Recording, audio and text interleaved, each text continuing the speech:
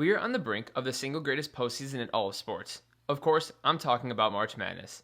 With 7 rounds of single elimination games, the formula is a recipe for upsets and surprise results. Sometimes, we see schools we've never even heard of reach the Final Four, while other teams go as deep as we'd expect. Part of what makes this time of the year so enjoyable is creating brackets and the unpredictability that comes with it. Through looking at the stats, analytics, and tapes watched, I want to share some bold predictions I had for this year's tournament. Without further ado, let's get into it. Hot take number 1. North Carolina makes the Sweet 16. I understand that many people feel North Carolina shouldn't have made the tournament, especially over teams such as Indiana and West Virginia. They are 1-12 versus quad 1 teams this year, but they did finish the season 8-2 and were a lane violation away from possibly taking down Duke. Regardless of how you feel, the matter of the fact is that they are here and they look dominant against the Aztecs. The Tar Heels won by a score of 95-68 and lit it up from behind the arc. The team set a program record by collectively making 14 three-pointers, including 6 from senior guard R.J. Davis. The star didn't miss a single attempt from behind the arc and became the first player since Nick Stauskas to shoot 6-6 or better from long range. Sophomore Elliot Cadeau also dished out 12 assists, which is the second most ever by a Tar Heel in March Madness. North Carolina will face off against the 6-seeded Rebels on Friday and are the current favorites to win this game. Ole Miss enters this matchup going just 3-5 in their final 8 games. Should they get past them, they'd be faced off against either 3-seeded Iowa State or 14-seeded Lipscomb. Either way, I have North Carolina advancing. If they play Iowa State, they will be facing a team without their second leading scorer. After Selection Sunday, the Cyclones announced that they will be without Keyshawn Gilbert for the entirety of the tournament. Additionally, the Cyclones are also ranked as the worst 3-seed team by KenPom metrics.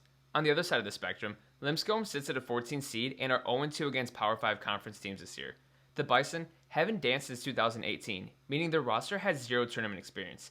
The Heels, on the other hand, still feature players on the roster that made it to the 2022 title game.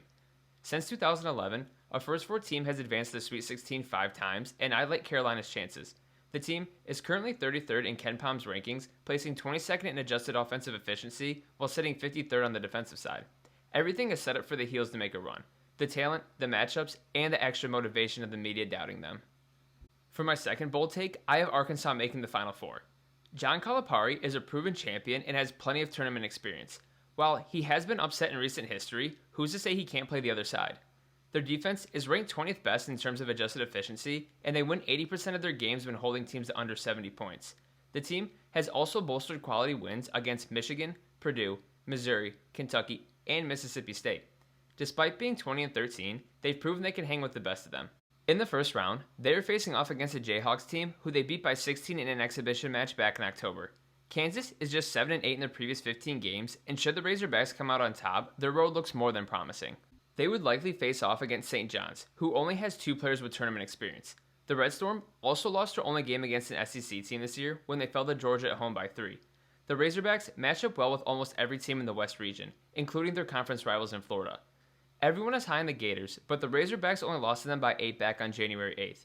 This outcome happened before the team really found their footing and started to hit their stride. Also, 12 of the past 13 Final Fours have featured a 7-seed or lower, and since 2018, 3 double-digit seeds have made it to this point. Add in these factors, and I see the Razorbacks as a squad with Cinderella written all over it. Now this next hot take has some elements from my previous one, but with my third prediction, I have both Florida and St. John's failing to make the Sweet 16. Florida is one of the hottest teams in the nation right now. Knocking off the likes of Missouri, Alabama, and Tennessee, the Gators came out as SEC tournament champions. However, they were handed a rough draw. In the round of 32, they will be matched up with either the Oklahoma Sooners or UConn Huskies. Regardless of the Sooners' record, they will be anything but an easy team to beat.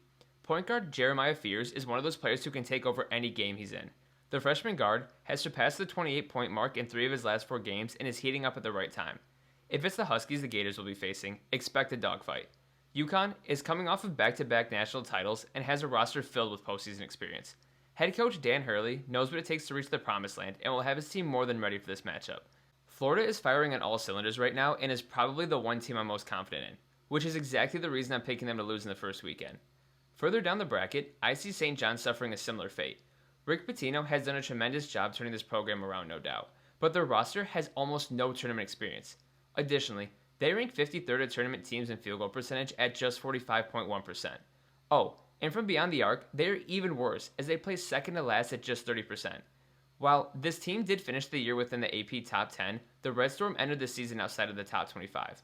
Now, why does this matter? Well, since the field expanded back in 1985, no team has ever captured the national championship that fits this criteria. A second round matchup against either John Calipari's Razorbacks or a Huskies team that still features pieces from their previous championship runs is not ideal. While everyone expects upset mayhem to take place in the South region, I have the chaos occurring in the Wild Wild West.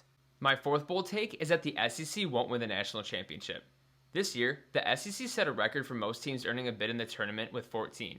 For making up almost 20% of all teams in the tournament, odds are they have the best shot at producing a champion, right?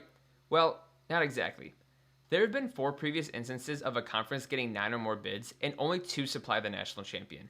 Furthermore, it has been 13 years since an SEC team even made the title game. Auburn has the best odds, but has never made it out of the first weekend as a top 4 seed under Bruce Pearl. Florida hasn't won a tournament game with Todd Golden yet, and will face either a conference opponent or the defending back-to-back champions in round 2. The Crimson Tide have allowed 80 or more points in 19 games this year, and are in the same region with schools such as Duke and Wisconsin. Senior forward Grant Nelson's status is uncertain after he suffered a leg injury in their conference tournament. Tennessee has yet to make a Final Four in program history and have consistently displayed inconsistency in their offense. Kentucky will be without Jackson Robinson due to a wrist injury. The Wildcats went just 4-6 in games he missed this year. Texas A&M is trending downward, losing 4 in a row towards the end of the season.